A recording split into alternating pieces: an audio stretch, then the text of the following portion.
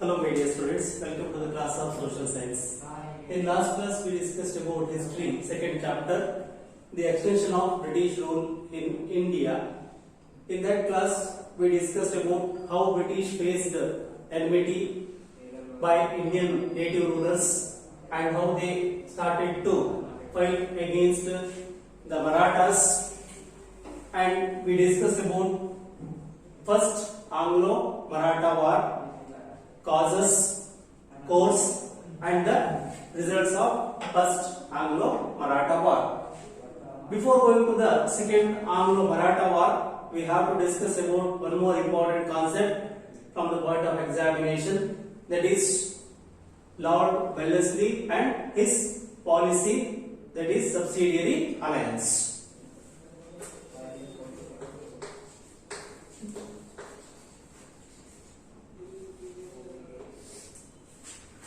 Dear students, Lord Wellesley came to India as a British Governor General.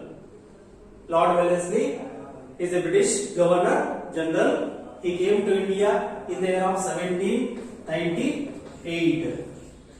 In the year of 1798, Lord Wellesley entered to India as a Governor General of British.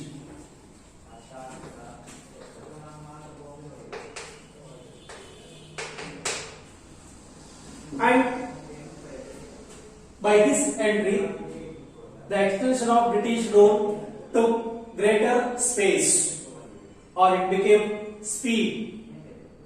How it became speed? Because of his policies, what he adopted in India to expand British Empire. That is the main idea of Lord Wellesley, and he introduced a policy that is named as subsidiary alliance. Subsidiary alliance system.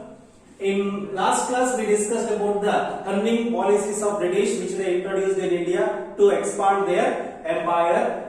Among that, subsidiary alliance is also one. And one more is doctrine of lapse that we will discuss in the coming chapter. Okay.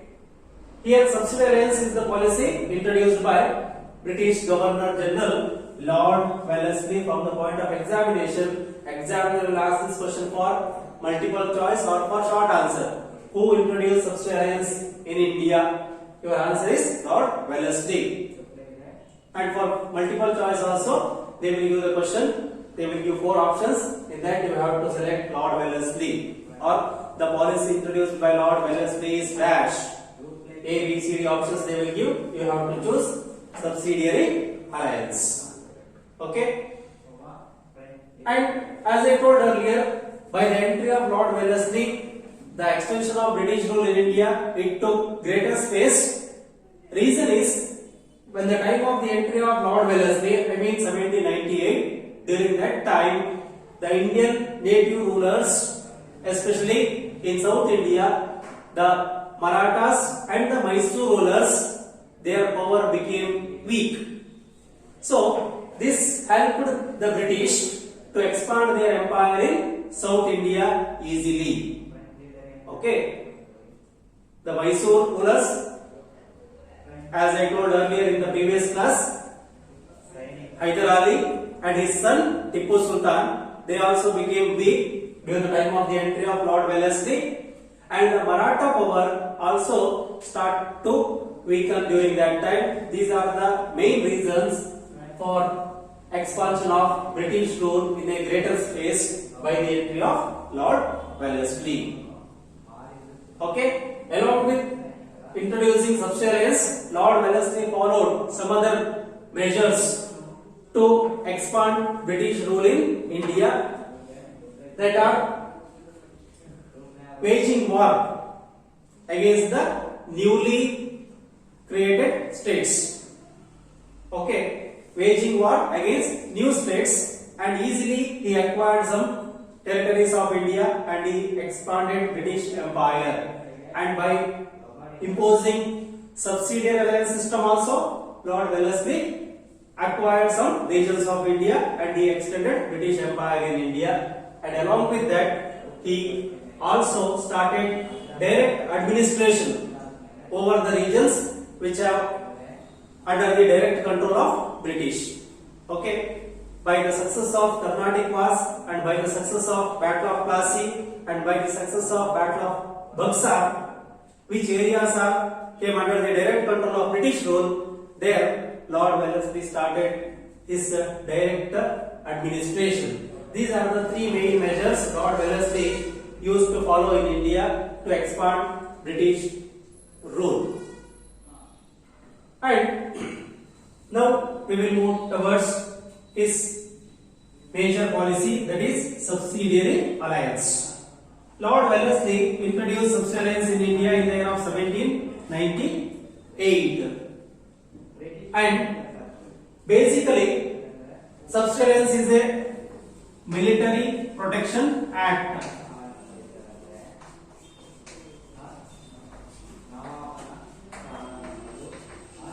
Basically, it's a military protection act, and by introducing this system, Lord Wellesley aimed that without any expense, British should maintain their army in India. Without spending single rupee, they have to maintain their army in India. For that reason, Lord Wellesley introduced this policy cleverly. I used to say that few British officers are very clever during that time. Okay, among those, Lord Wellesley is also one of the clever governor generals of the British. By using his cleverness, he introduced this policy, and that policy's main intention is without any expense, they have to maintain British army in India. Along with that, as much as possible, India's areas should be occupied by British. So for that reason, he introduced this policy, and he used to say that this is a military protection act, and this act was mainly connected in between East India Company and the Indian native rulers. Okay, East India Company and in between Indian native rulers. They are linked with this policy, and in short we can say that to take control over Indian native rulers, the policy introduced by Lord Wellesley, that is called as subsidiary alliance. Okay, now we will move towards the conditions of subsidiary alliance. After that conditions, we will come to know that how Lord Wellesley controlled Indian native rulers by introducing this policy, and how he maintained the British army in India without spending single rupee. Now we will discuss about the conditions of subsidiary alliance one by one.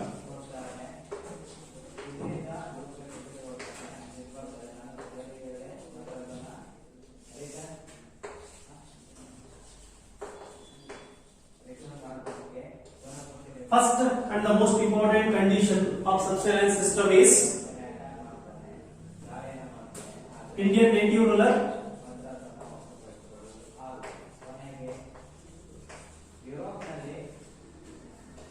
should keep British army in their kingdom. This is the first condition.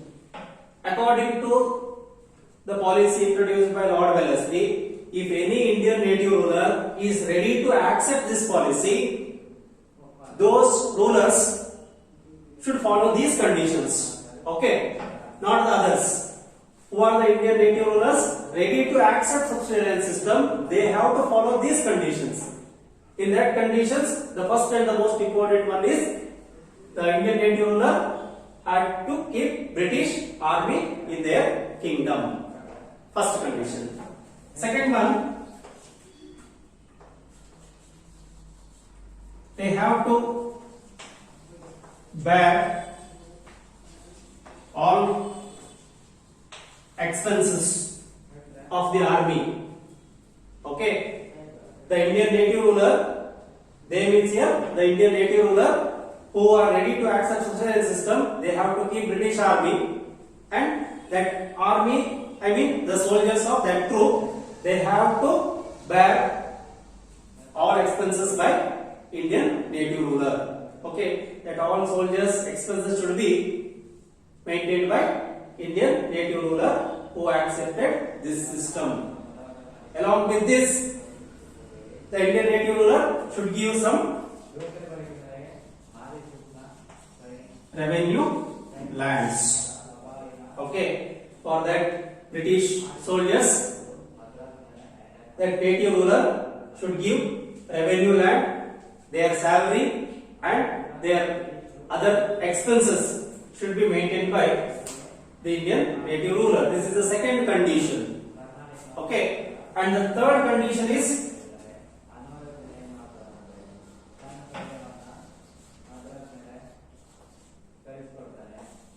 they have to give shelter for British resident in their court. The Indian native ruler who accepted subsistence system, they had to have a British resident in their court. They must give shelter to a British officer. He was named as British resident.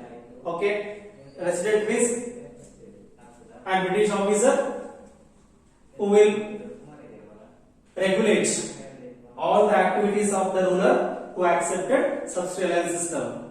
The resident's main work is to supervise whether that native ruler is providing proper wages for their soldiers, whether they are providing proper food and shelter facility and other facilities what they are agreed to give, whether they are fulfilling that all demands of our soldiers or not. So supervising for that all, British appointed an officer namely resident. Okay, and the resident's work is to look after these all developments. If there is any fault, immediately he has to give complaint to Governor General Lord Wellesley. Okay, that is the one more condition. Next, fourth condition is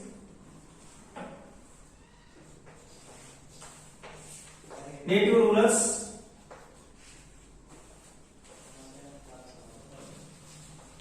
should not appoint any other European in their court. Okay, except the British resident, no other officials are appointed in the court of Indian native rulers. That is the one more condition. Only the resident is allowed to appoint. Okay, and he will be appointed by the Governor General Lord Wellesley. Resident, it's a position name, not a person name. Okay, and for that position, Lord Wellesley will suggest the British officer, and Indian native ruler should give shelter for that officer. Okay, except the British resident, no other Europeans are allowed to appoint by the Indian native rulers in their court. This is the one more condition of subsidiary alliance system. And next condition of subsidiary system is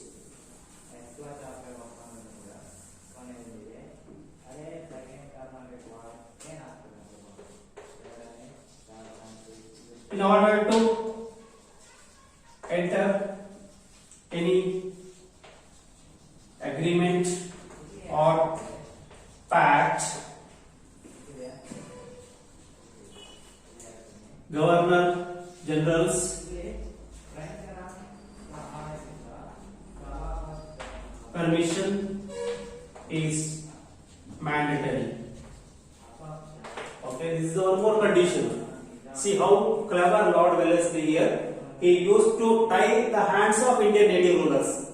If once Indian native ruler accepted this system, means they completely surrendered to the British. It means Indian native rulers completely surrendered to the British. They have no right at all. Okay, whatever they want to do in their kingdom, they have to take permission of the Governor General. Like this, Lord Wellesley controlled Indian native rulers. In one way, they maintained their army without any expense. In another way, they controlled the Indian native rulers. According to this condition, listen students properly, in order to enter any agreement or pact, Governor General's permission is mandatory. Without the Governor General permission, native rulers not have any right to sign an agreement or pact. The pact means treaty. Okay. If they want to sign any agreement or treaty with other native rulers, before that they have to take permission of Governor General. This is the one more condition of a subsidiary alliance system. And the last condition of subsidiary alliance system, that is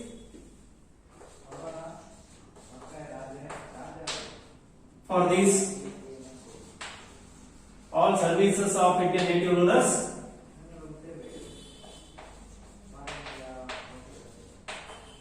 British will provide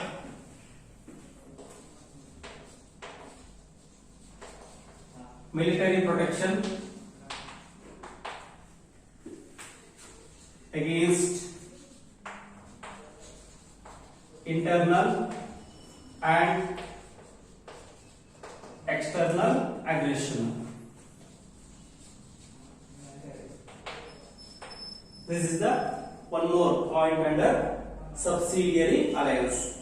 By this, British tried to convince the Indian native rulers, we are supportive to you, but all the other conditions are not supportive to the Indian native rulers, and even this condition also. But by this condition, Lord Wellesley used to say that we will provide military support to you whenever you require. You can use our army, which we sent to your court.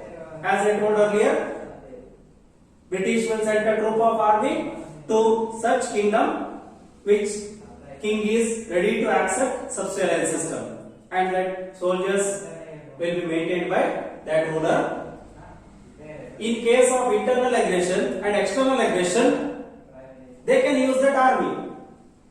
This is the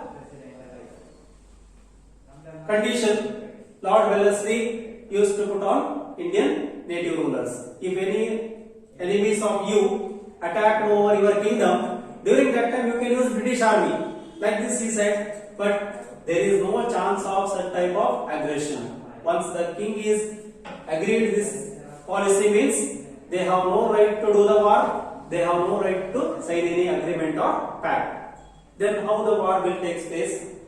Impossible. Okay. So the main intention of Lord Wellesley through introducing this system is maintaining of his army without any expense and controlling the Indian native rulers. That's all. Okay. By introducing this system, British got political control over many regions of India. Many kingdoms are occupied by British, and few Indian foolish rulers, they only accepted this system. For example, the Nizam of Hyderabad, he was the first Indian ruler, happily accepted this system. He thought this is a good system, but after entering that system, he come to know that this is not a good system. This is the system introduced by Lord Wellesley to tie our hands or to control Indian rulers. Okay, Hyderabad kingdom, and later on Tanjavur and also Mysore rulers few accepted this system, right? And many other native rulers, some Maratha Peshwas also accepted this system. Okay, and the first Indian native ruler who accepted subsidiary system is the Nizam of Hyderabad. That is the important point to remember, students, from the point of examination for multiple choice and short answer. Who is the Indian native ruler accepted subsidiary system first time in India? Nizam of Hyderabad. or Hyderabad state accepted that system. Okay. By this system, Indian native ruler faced a financial problem. Okay. There was a financial problem in Indian native rulers because they have to maintain British army and they have to give revenue land for that soldiers and they have to bear all the expenses. So it became heavy for the Indian native rulers. Okay. So from the point of Indians, subsistence system is not favorable to the Indian native rulers, but from the point of British, it is very favorable to British government. Okay. Next we move to the second Anglo-Maratha War and its causes, course and the result that we will discuss in the next class. Thank you.